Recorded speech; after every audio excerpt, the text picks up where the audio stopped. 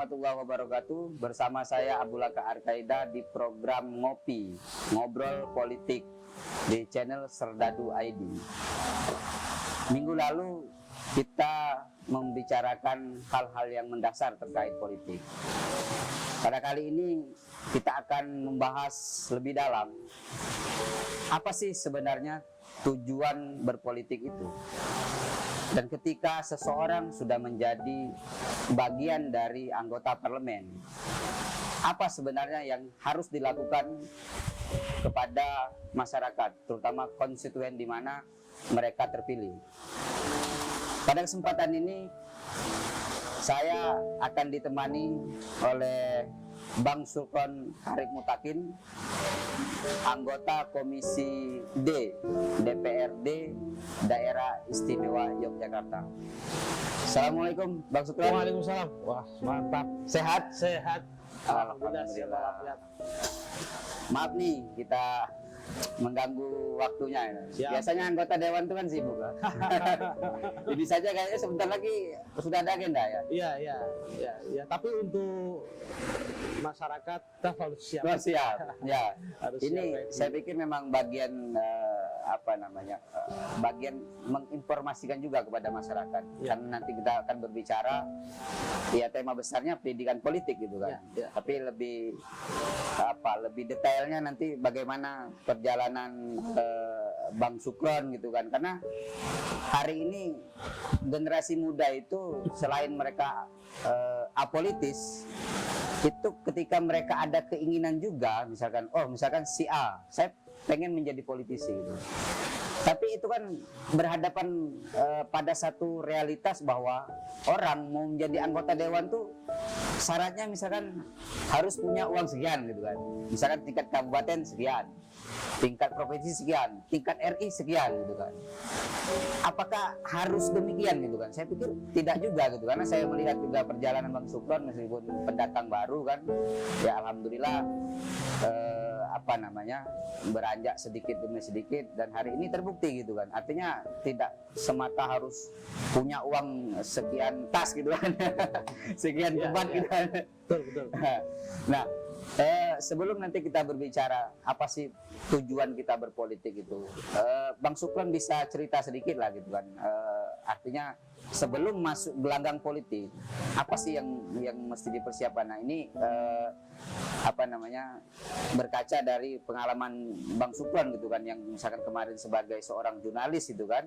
Nah, berarti kan kalau perjalanannya begitu, berarti kita ini harus merdeka dulu secara individu, baru kemudian kita masuk ke ranah politik, karena politik adalah sebuah arena pengabdian gitu. Mungkin bisa cerita Bang Sukron.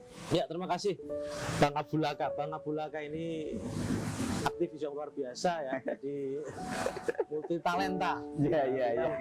Beliau ini ada di mana-mana dan bisa memberi sangat kreatif. Jadi gini, Bang Abu, jadi memang berpolitik itu hari ini banyak orang yang memiliki pemahaman bahwa politik itu kotor, politik itu kejam, politik itu menghalalkan segala cara, politik itu tidak mengenal kawan dan lawan, yang ada adalah kepentingan yang abadi. Sebenarnya inilah, kalau kita berbicara tentang politik yang sebenarnya, politik itu adalah sesuatu yang bermanfaat. Hari ini saya sudah membuktikan itu, bahwa politik itu sesuatu yang mulia. Artinya apa? Dengan berpolitik dan kemudian endingnya adalah kita bisa menjadi seorang wakil rakyat, dan bagaimana kita bisa memanfaatkan jabatan kita, amanah itu sebaik-baiknya, maka kemudian kita bisa memberikan manfaat kepada orang lain. Itu satu, itu catatan yang ingin saya sampaikan pada salah satu catatan yang ingin saya sampaikan di sini. Nah, memang tidak bisa ini kemudian bisa dilakukan dengan serta-merta, bahwa dalam politik itu memang banyak sekali kepentingan. Iya. Karena memang politik itu adalah alat untuk meraih sebuah kepentingan. Apalagi ada sebuah saya lupa siapa itu, salah satu teori politik, bahwa politik itu adalah apa yang kamu dapat hari ini, itulah yang akan kamu dapat. Tapi itu sebenarnya salah satu aja. Teori politik banyak sekali. Saya juga sedikit mempelajarinya. Nah, ketika memang saya dulu cerita sedikit saja terkait dengan bagaimana saya memutuskan untuk masuk ke dunia politik. Memang keputusan itu memang dulu agak pertimbangannya sangat-sangat luar biasa. Sangat luar biasa. Iya. Dulu saya bekerja sebagai jurnalis di salah satu media di Jogja. Itu udah lama, saya mulai dari 2003 menjadi jurnalis, kemudian sudah mencapai level ya cukup lumayan lah di perusahaan kami, dan pada waktu itu ya cukup lah dari sisi materi, saya kira sudah cukup untuk hidup berdua dengan istri, dan untuk keluarga bisa nabung lah, intinya kan gitu. Artinya tanpa masuk politik sebenarnya saya sudah cukup lah, sudah menikmati hidup lah ya sama keluarga. Kebutuhan secara kebutuhan sehari-hari saya juga cukup, dan yang penting kan bisa nabung. Kalau sudah bisa nabung itu sudah orang ya memiliki materi yang sudah cukup yang ada lebih lah gitu kan. Nah, kemudian perjalanannya memang saya juga selain di jurnalis memang saya aktivis sosial. Saya aktif di banyak tempat. Di gerakan di organisasi sosial saya ikut, baik organisasi kepemudaan, saya ikut beberapa organisasi seperti ya ada GP Ansor, kemudian saya di PMI saya juga aktif, kemudian saya aktif juga di KNPI ya, Komite Nasional Pemuda Indonesia. Kemudian di organisasi lain saya juga ikut, misalnya saya di olahraga, saya juga aktif di beberapa organisasi olahraga seperti sepak bola, kemudian saya juga aktif di sepak takraw, luar biasa. Ada juga saya aktif di organisasi profesi, saya juga aktif, saya menjadi bendahara PWI, Persatuan Wartawan Indonesia Daerah Istimewa Yogyakarta. Itu dari sisi profesi saya. Kalau yang dari sisi lain, saya juga aktif di beberapa komunitas. Kebetulan saya juga aktif di komunitas mobil misalnya. Saya ikut itu. Kemudian saya juga aktif di komunitas marketing yang ada di Jogja. Nah, ini kan, memang dari modal banyak temen, banyak relasi, itu memang salah satu akhirnya menjadi modal ya, betul, untuk bekal masuk dalam arena politik gitu. Jadi kemarin itu kita memetakan ketika saya memutuskan untuk masuk ke dunia politik. Dulu awalnya memang saya nggak pengen jago. Saya dulu tahun 2017 hanya ditawarin oleh salah satu partai saya yang saya hari ini aktif itu untuk menjadi aktif di salah satu fungsionaris partai. Pada waktu memang banyak tawaran dari partai lain.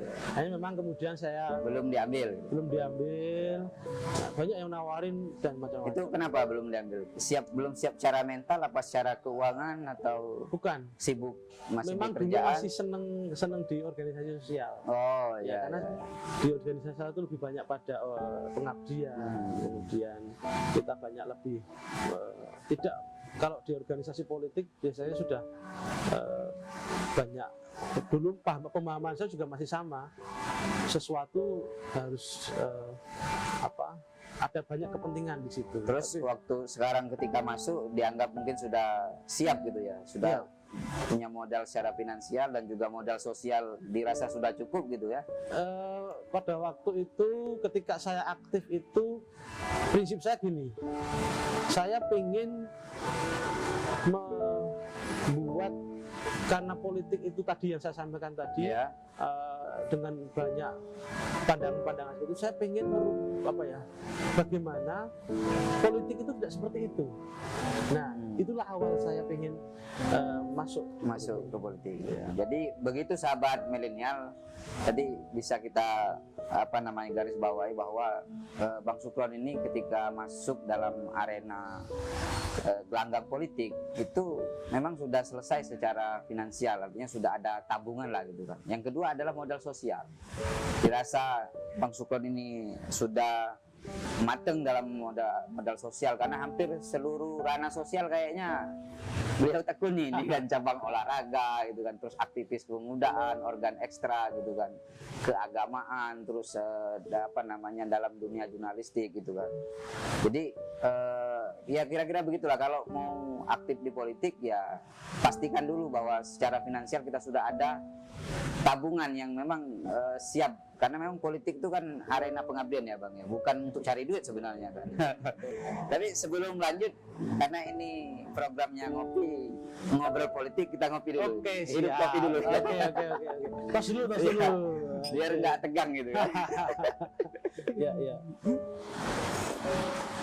Ya, dengan satu hidupan kopi ini akan menambah banyak ide gitu, terutama dari narasumber gitu. Ya, Siap. selanjutnya adalah apa sih sebenarnya tujuan masuk politik? Tadi kan singkat Bang Sukron singgung bahwa ada tujuan mulia. Bisa diperjelas nggak kira-kira apa sih sebenarnya? Apa karena ketika masuk arena politik maka berbuat mulianya ruangnya lebih besar atau bagaimana? Ya. Jadi ketika ditawari untuk masuk ke politik, saya sampaikan ke orang yang menawari saya. Saya 5 tahun, saya bersedia masuk dengan catatan bahwa saya bisa memberikan perubahan di situ. Ya. Bahwa 5 tahun saya ikut dalam kepengurusan ini, 5 tahun ini saya akan melakukan perubahan. Kalau nanti saya tidak mampu melakukan perubahan, saya akan kembali ke dunia yang lama, yaitu dunia organisasi sosial. Pengabdiannya di situ. Dan saya janjinya awal memang seperti itu. Makanya kemudian ketika masuk, saya mencoba untuk melakukan perubahan di internal partai yang saya ikutin. Di situ saya melakukan banyak diskusi dengan politisi yang sudah lama masuk di situ, kemudian dengan yang politisi baru yang baru masuk, kemudian ilmu tentang pemerintahan dan yang lain-lain. Akhirnya disitulah kemudian muncul semacam semangat yang bareng-bareng dengan dengan yang lain. Akhirnya malah kemudian di situ saya diminta untuk maju karena memiliki gagasan-gagasan itu sekalian dari partai itu, kemudian saya diminta untuk maju menjadi calon legislatif. Nah, ini juga keputusan yang harus tidak bisa gampang, karena gini, untuk maju tadi disampaikan Bang Abu tadi bahwa untuk maju menjadi calon legislatif dan untuk bisa jadi itu kan bukan pekerjaan yang mudah. Nah, disitulah kemudian harus kita pinter-pinter mengkalkulasi, melakukan pemetaan, melakukan perhitungan yang matang. Nah, ketika di situ kemudian kita dikalkulasi, saya kemudian memang awalnya cuma nekat, udah penting jalan gitu kan, sosialisasi di banyak tempat gitu kan, dan saya lakukan itu mulai 8 bulan saya melakukan sosialisasi itu. Intinya pada waktu itu karena saya sudah diberikan amanah dan diberikan mandat untuk maju menjadi calon. Nah, sebelum itu keputusan untuk maju itu kan itu juga panjang, karena saya harus izin dengan keluarga, penting. Izin dengan keluarga itu penting, karena apa? Keluarga itu ketika kita sudah mendapatkan izin dari keluarga akan mendukung. Dan ketika pada waktu saya izin, terakhir itu istri saya yang saya izinin, dan dia awalnya memang nggak setuju saya masuk untuk dunia politik, karena tadi masih paradigmanya masih sama. Tapi dengan diskusi terus, akhirnya dengan pertimbangan yang akhirnya sudah dicoba. Dan saya ngomong di politik itu jangan coba-coba, harus ya bener memang nek wedi aja wani-wani, Iya. wani aja wedi-wedi itu memang betul. Artinya kesimpulannya tadi kan nekat tadi kan. Nekat. Tapi sebelum nekat tadi kan sudah ada niat dari awal tuh. Iya. Artinya harus ditegaskan bahwa kita masuk politik itu biar berbuat lebih banyak. Kadang kan ini Bang, orang masuk politik itu kan hanya semata soal urusan calon mencalonkan gitu kan. Dan pada akhirnya kan apa namanya? Ya hanya sebatas kekuasaan yang tidak bisa dikelola untuk kepentingan masyarakat gitu. Iya. Artinya sebelum nekat tadi kan Bang Sukron sudah ada niat dari awal tuh. Iya. Artinya untuk generasi muda kalau mau masuk politik tuh diniatkan dari awal, memang ini bagian dari pengabdian kan sebelum nekat tadi kan. Ya. Ya, ya. Kemudian dalam politik, ketika saya terjun ini memang banyak manfaat. Setelah masuk saya sampaikan memang benar. Ketika kita memang niatnya dari awal itu pengabdian, mengabdi itu akhirnya kita lepas. Ketika saya betul, itu betul. sosialisasi, niat saya itu apa? Niat hanya cari sedulur, Ya, cari ya. teman, cari saudara. Artinya kalaupun kalah nggak sedih gitu kan. Yang terjadi kan banyak yang masuk rumah sakit nih. Iya. Nah, karena jadinya ketika saya ketemu Iya, dengan betul, masyarakat, betul. jenengan Nah. itu sedulur kula. Ya, betul. Sampean itu saudara saya. Iya. Makanya saya kesini cari sedulur, Betul. cari sedulur, cari saudara, lahir batin. Jadi saya nggak sini nggak nyari suara. Nek sampean bapak-bapak, ibu-ibu itu seneng dengan saya, cocok dengan saya, pilihlah saya. Ini menarik sekali sahabat milenial. Ini ada suatu keunikan ini dalam perjalanan Bang Sukron menuju sebagai anggota DPRD DIY itu kan. Artinya dalam proses kampanye itu niatnya justru mencari keluarga, perseduluran itu kan. Bukan untuk meraih kursi. Ya meskipun ada, tapi itu kan sebagai bonus dari dinamika dari proses itu. Jadi besok kalau mau jadi politisi ya diniatkan dari awal seperti itu, biar tidak stres lah itu. Banyakan orang ini kan bahkan yang sudah jadi pun ada yang stres gitu kan. Dan Ya lanjut. kunci Pak, ketika saya dengan keluarga, ketika sudah memutuskan maju jago, saya sampaikan ke keluarga itu satu, kita harus siap kalah, itu penting. Kalau siap menang semuanya sudah biasa dengan siap menang, tapi ketika siap kalah itu dari awal sudah menata diri. Karena kalau sudah adanya dalam apa ini hanya dua, menang dan kalah.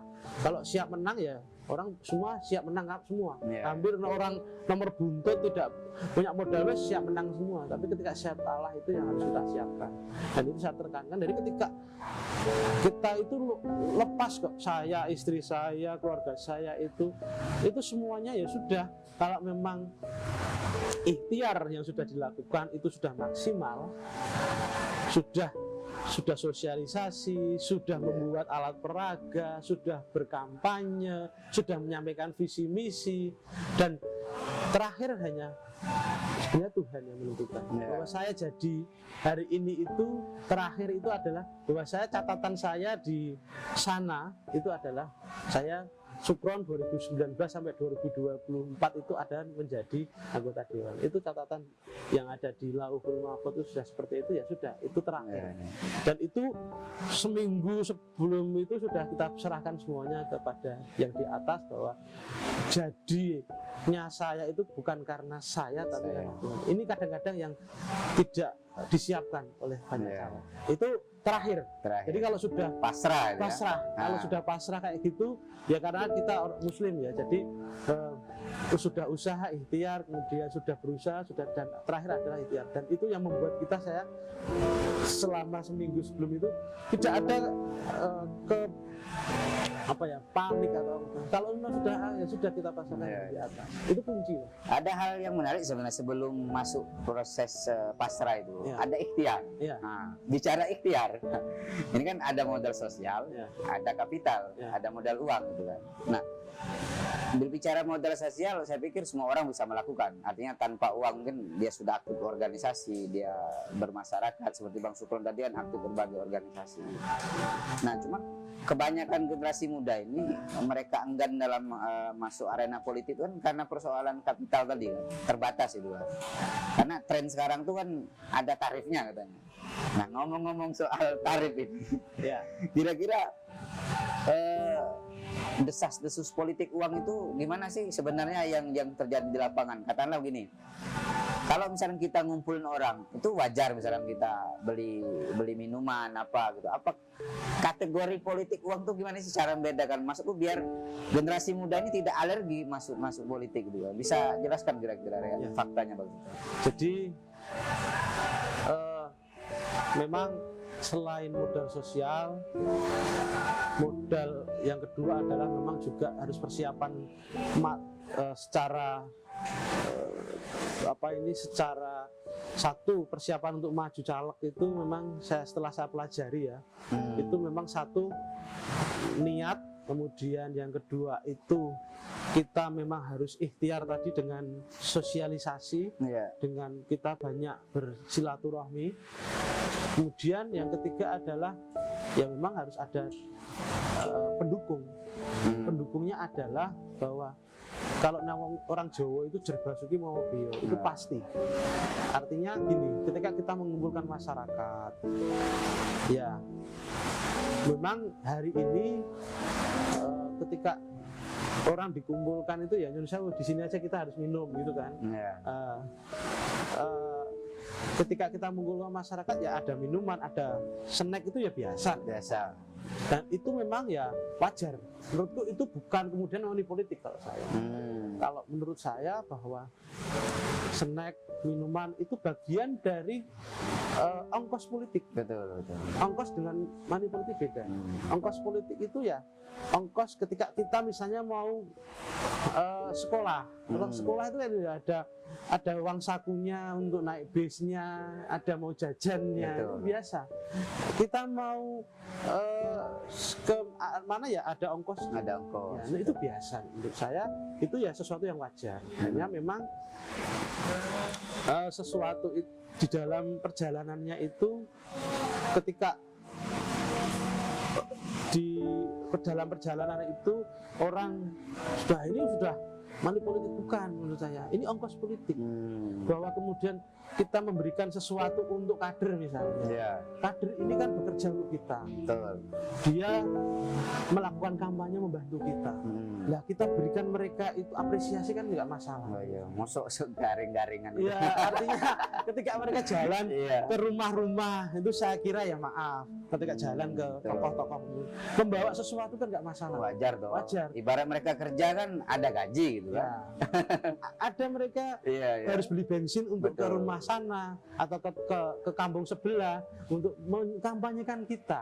Ya mereka saya kira dapat apresiasi nggak masalah. Artinya jangan takut persoalan money politik tadi ya. Kadang kan orang kan takut masuk politik harus money politik, karena kalau money politik berarti diawali hal yang buruk maka gajinya pun menjadi buruk gitu kan. Kadang kan orang takut begitu loh. Yang penting niat. Nah, kalau niatnya memang untuk mengabdi, saya pikir habis berapapun Iya. ya itu berarti kan pengorbanan kita berarti toh. Dan ketika kita sudah mengeluarkan, kalau sudahlah ini ongkos itu ya memang kita niatkan untuk untuk membiayai kita. Ya, kita mau seneng pada maaf kita punya handphone, mau beli handphone bagus. Ya handphonenya harganya 10 juta, 12 juta ya nggak masalah. Mau ditambahin casingnya yang bagus, ini kan seneng kan. Nah, kenapa ketika kita cinta pada waktu di politik itu sudah niatnya berjuang, beribadah, kemudian pengabdian, ya kita mau sesuatu itu ya dalam rangka untuk mendukung itu ongkos atau sarana untuk menuju sesuatu yang mulia tadi. Ini Bang, berikan semacam himbauan atau pesan lah terhadap generasi muda ini, biar generasi muda ini katakanlah cinta atau bahkan besok itu terjun dalam arena politik ya, menjadi seorang politisi atau manusia politik. Karena kita ini kan di tahun 2030 kan bonus demografi kan, hampir 40% nanti kan generasi muda. Kalau generasi muda ini tidak ambil peran dalam menyosong perubahan ini, maka Indonesia tidak akan beranjak.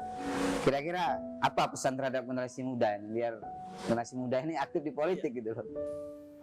Bahwa pengabdian itu adalah di sini ada niat untuk mengabdi pada masyarakat, itu sesuatu yang kita lakukan akan menjadi sesuatu yang baik semua, akan mengikuti dengan baik.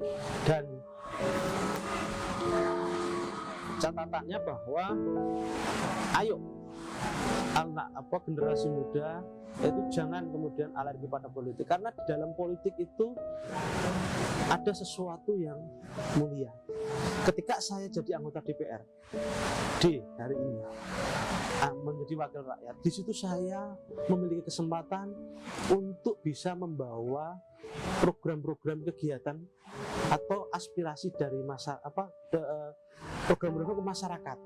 Itu satu keuntungannya. Itu tidak bisa dimiliki oleh, kesempatan itu tidak bisa dimiliki oleh yang tidak menjadi anggota DPR.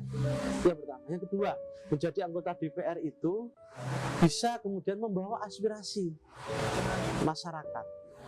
Misalnya masyarakat suatu tempat atau komunitas memiliki keinginan, memiliki kepentingan, atau memiliki sesuatu program kegiatan yang itu menjadi kebutuhan masyarakat, itu bisa kita bawa, bisa kita perjuangkan lewat kedudukan saya menjadi anggota DPR. Nah, disitulah nilai manfaat yang kita miliki.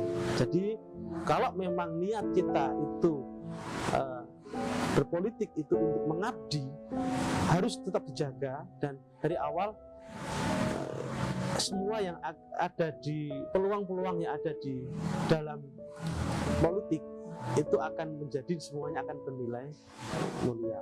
Dan yang kedua, hari ini saya kira waktunya anak muda untuk masuk ke politik, karena ada itu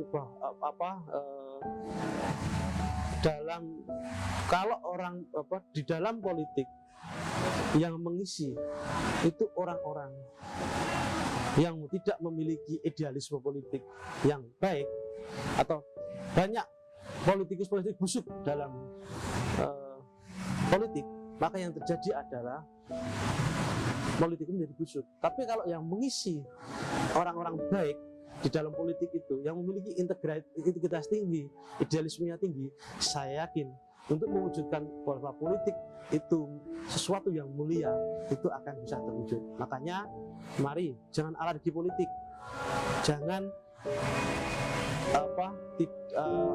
muak dengan politik, karena politik juga bisa mulia. Dan hari ini tadi disampaikan Bang Abu, 2030 waktunya anak muda yang memimpin, waktunya anak muda yaitu masuk ke politik untuk merubah Indonesia. Untuk merubah Indonesia butuh anak-anak muda, dan ini hanya bisa dilakukan, salah satunya adalah lewat politik. Itu saja mungkin. Terima kasih Bang Sukron, perbincangan singkat kita ini mudah-mudahan ada manfaatnya. Saya tidak akan menyimpulkan, karena pastikan Anda tonton sampai akhir biar Anda bisa menyimpulkan. Jika ada manfaat, silakan Anda sebar pada orang-orang terdekat. Jika ada kekurangan, kita akan bertemu di episode selanjutnya. Saya Abu Laka Arkaida, wallahu muwaffiq ila aqwamit thoriq. Wassalamualaikum warahmatullahi wabarakatuh. Siap.